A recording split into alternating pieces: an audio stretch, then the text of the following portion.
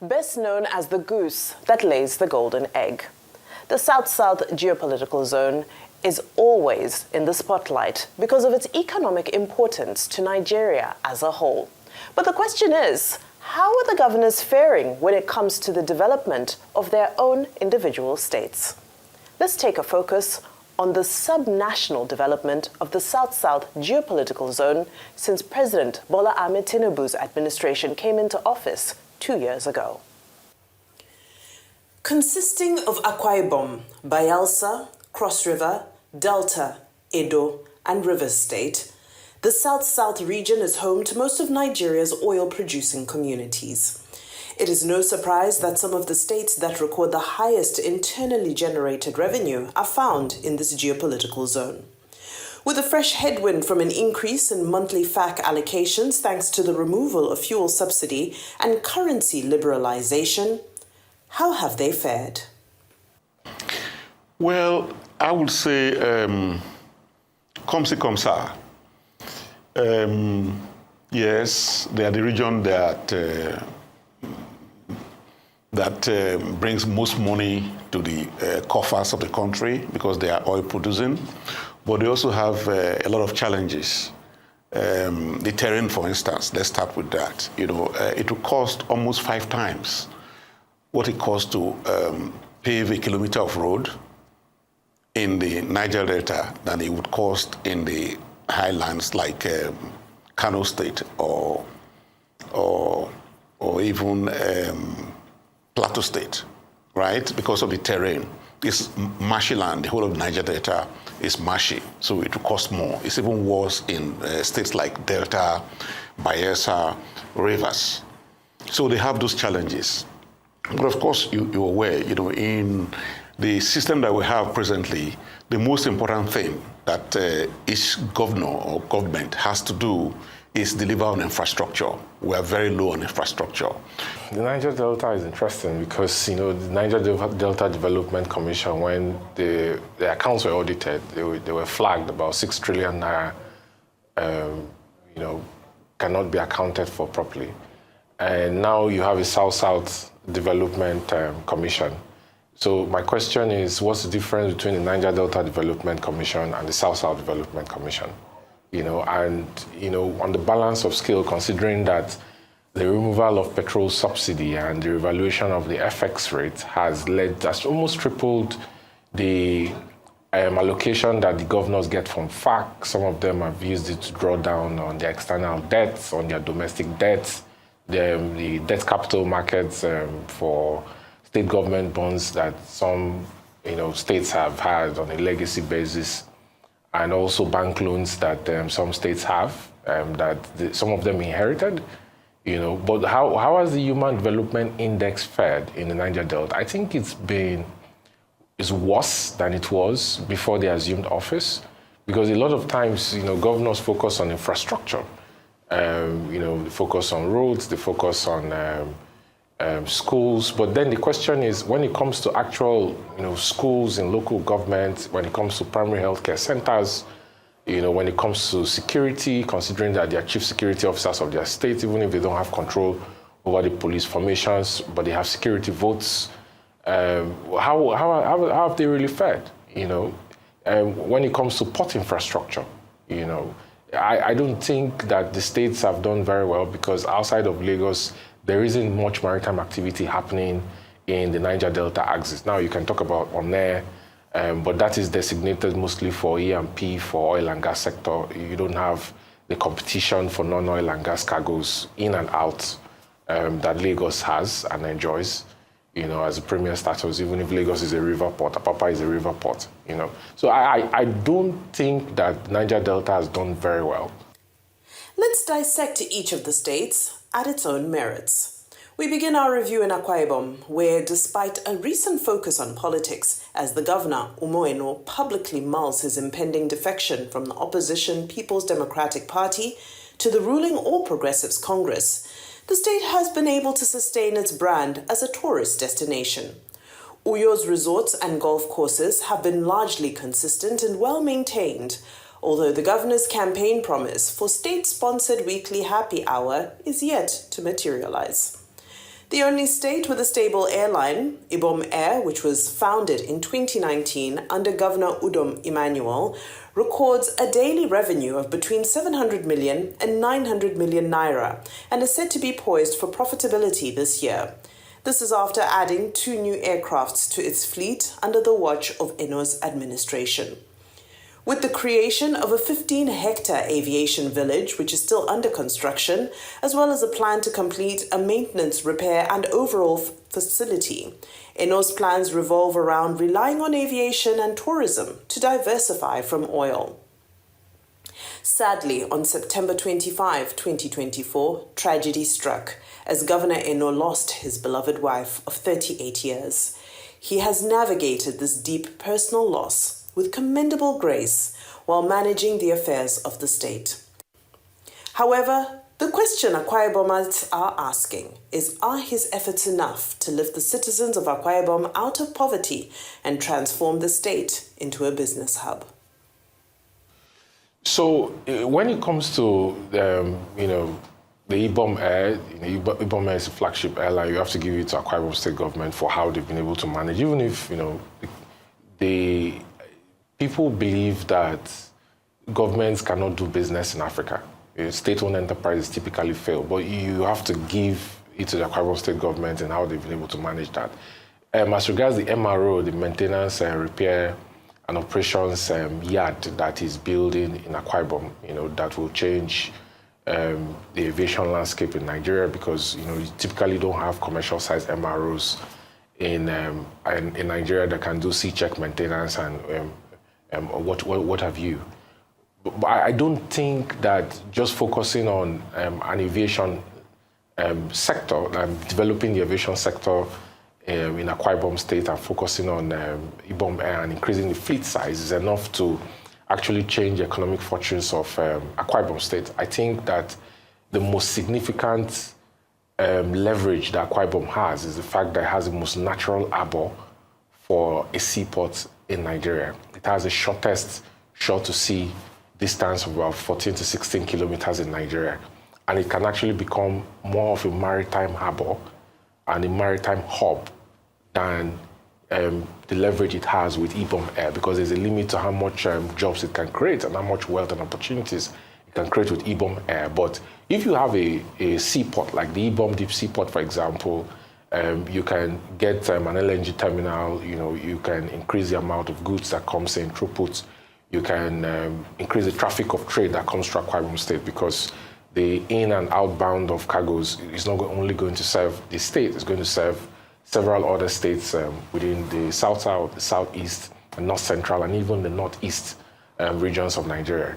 So in my opinion, I think that Umoino, his predecessor, Udom Emmanuel, and him that is currently in government, they've done very well in managing Ibom Air, which is the most significant asset and flagship project that Akwa Ibom State has produced so far.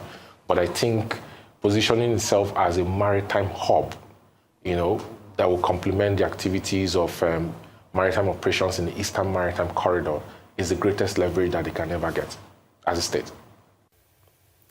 We move to Biosa State, fondly called the glory of all lands and home to former President Goodluck Jonathan. The state has the second highest per capita GDP in the country at 1.8 million naira. However, this is a sharp paradox, considering the state ranks in the bottom 10 states based on IGR. Governor Doye Diri clinched a second term in 2024 and began his term by unveiling a 10-year economic plan, which prioritized creating access to potable water, taking advantage of the state's competitive advantage in agriculture and sports development. His passion for sports development has become his brand, having broken ground on the construction of a 25,000-seater Olympic standard stadium in the state's capital, Yenagoa, to be executed at a reported cost of 100 billion naira. The vision for a stadium is quite good, and from the presentation from the company and the video that we watched, we know that it's not just a stadium, but it is a befitting one. I must say that he's walked the talk, because it's one thing to say sports is a pillar of your administration is another thing to put the machineries in progress to make this happen. But it only came natural to Senator Duyedire because he was a former commissioner of sports. So it was only natural that sports will feel the impact of having a former commissioner of sports become the executive governor of Biosa State. Because as we speak right about now, the home of wrestling in Nigeria is in Biosa State. The biggest wrestlers come from Biosa. If they are not coming from Biosa, they are being trained in Biosa. And the biggest of them, talking about Blessing Oborodudu, Biosa has made her who she is right now. And when you turn to football, thanks to the administration of Governor Duyedire, Biosa Queens have become a force to reckon with. In the just concluded Super 6, they were the winners of the just concluded Super 6. Biosa United have been to the Continental, talking about the highest level of club football in Africa. Biosa United also are still in the league. And you look at all this that are happening, and I must say that kudos to what he has done, because you South have become a stronger region when it comes to sports, all thanks to the involvement of these governors. And it can't be more overstated than what he's done in several sports, not just in football, in wrestling and other sports.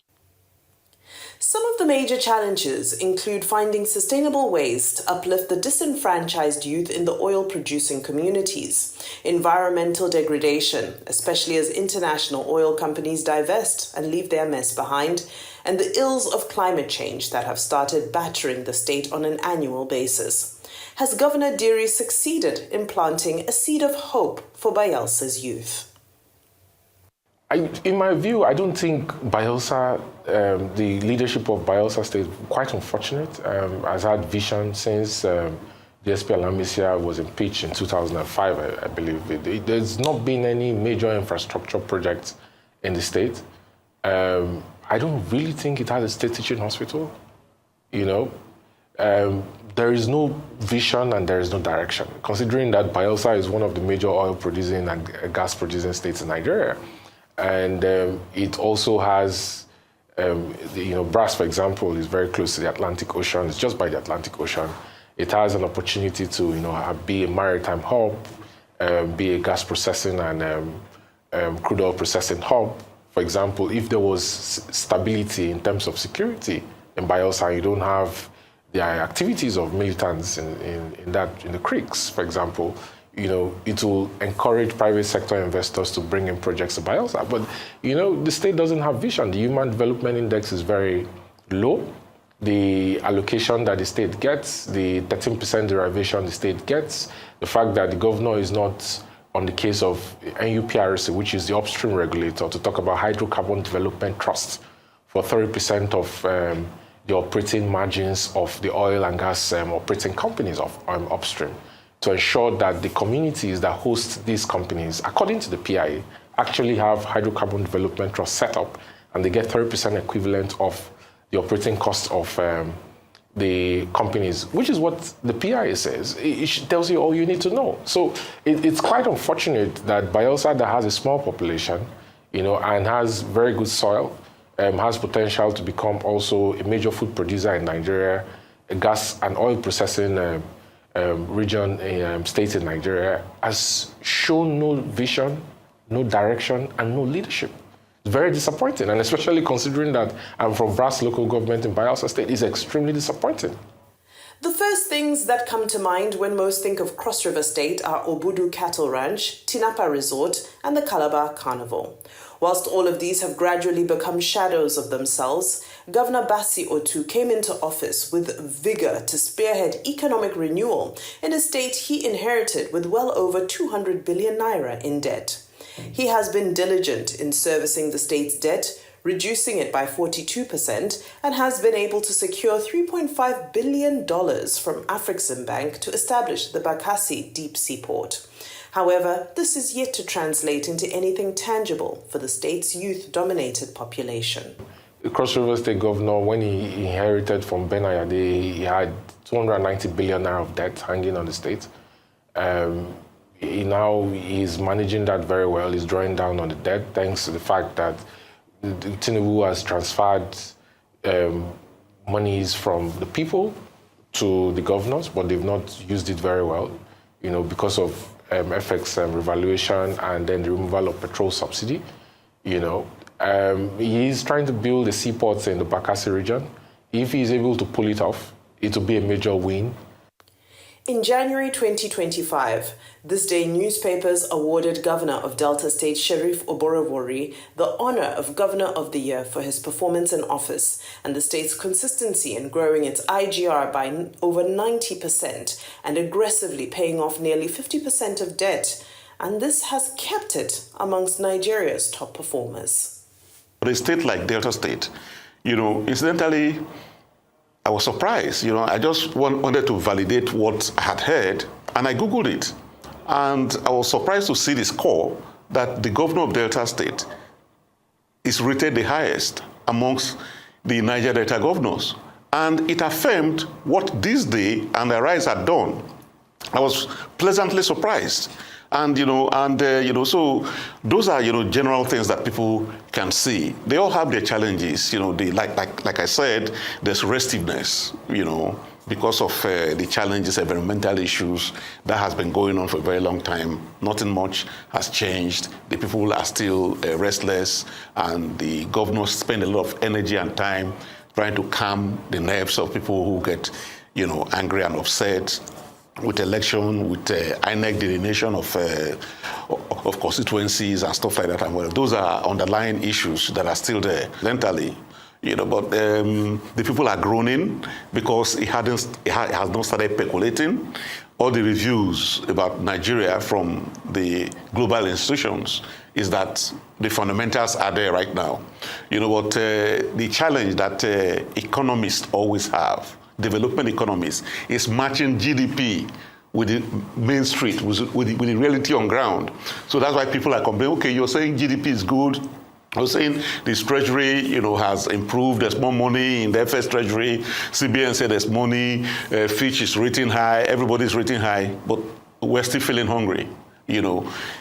It takes time. It's a development. It's an issue that development economists have always had, to match GDP with what's on the street. But I think over time, it spreads and the people begin to feel it, because everything that the federal government has done so far, especially with removing VAT on food and all these items, price of rice has come down, but people are still feeling the pain. Monday, Okpebholo came into office as an underdog in a hotly contested election in Edo State in September 2024. While he has only had a few months in office, he's already making his presence felt with a clear focus on security issues, although many may argue that this was not a choice he made voluntarily. Just 5 months into office, a group of 16 hunters from Kano State was killed by vigilantes in Esan North local government area. Whilst the governor was criticized by some for politicizing the pre-existing state security infrastructure established by his predecessor, Okpebholo has turned his attention to dealing with the menace of cultists, kidnappers, and criminals in his state, embarking on a campaign that includes demolishing their hideouts and sealing their properties. This is not acceptable in this land. We will continue to fight our fight. Wherever they are hiding, smoke them out, demolish their houses. There will be no hiding place in Edo State. We are serious about this, and we are very serious, we are resolute.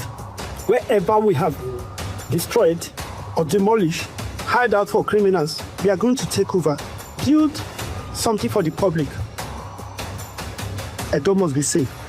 Monday Okpebholo, for instance, has been in Edo State for about 6 months, since November, but he has his peculiarities. Right now, they're dealing with cultism, and he's been very firm about dealing with cultists. He's bringing down the homes of people involved and the venues where, dastardly acts have taken place. So that's his own peculiarity, even if he's involved in infrastructure as well. I was pleasantly surprised to see that he's building a flyover into Benin City from the Niger area, from the Delta State area, which is, very important because the roads have been so bad that getting to Benin was always like a nightmare. Traffic was so bad. So flying over the traffic now would help.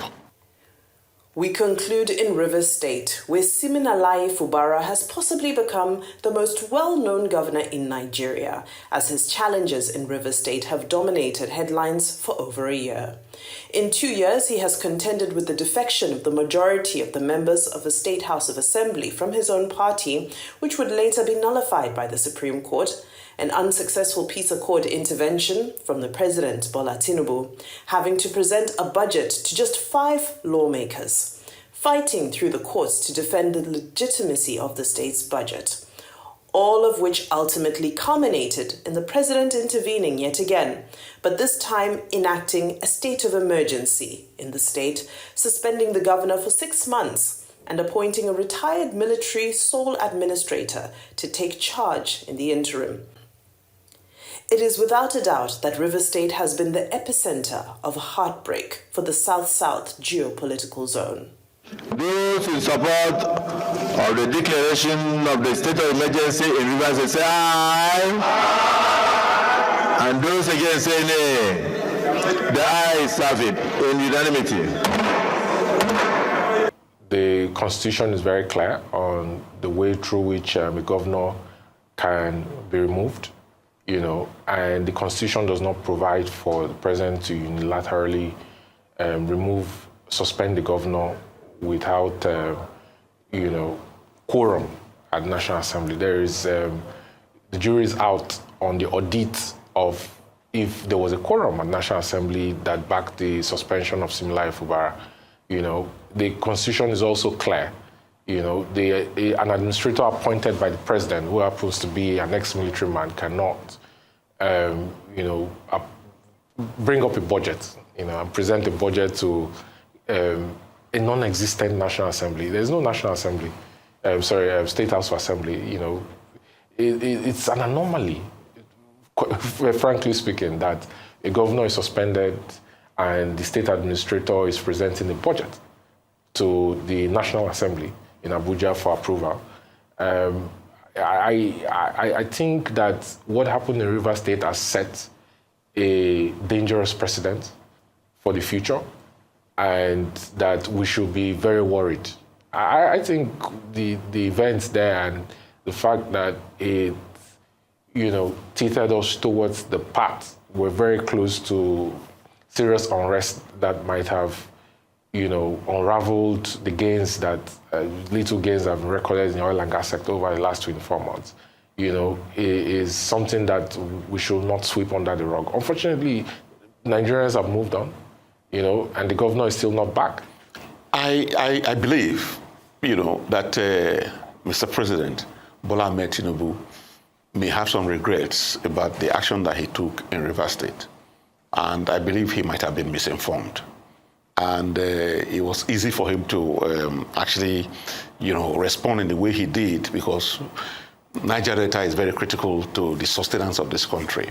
And if anything untoward happened in the Niger Delta, as he was probably warned or advised, it would reverberate across the world, not just Nigeria, apart from it affecting our income, which is very critical for him at this point in time. So he probably, based on the information that he had, he reacted. And I'm still optimistic that the state of emergency in Rivers State would not last 6 months. It's possible that it will not last 6 months. It's something that I believe government should review and do something about, one way or the other. Well, it's clearly a mixed bag. However, one thing remains. Nigerians continue to demand more and demand better. And these governors still have 2 years, well, most of them still have 2 years under the tenure of this current administration to make a change. We'll be here to give you updates on how they fare.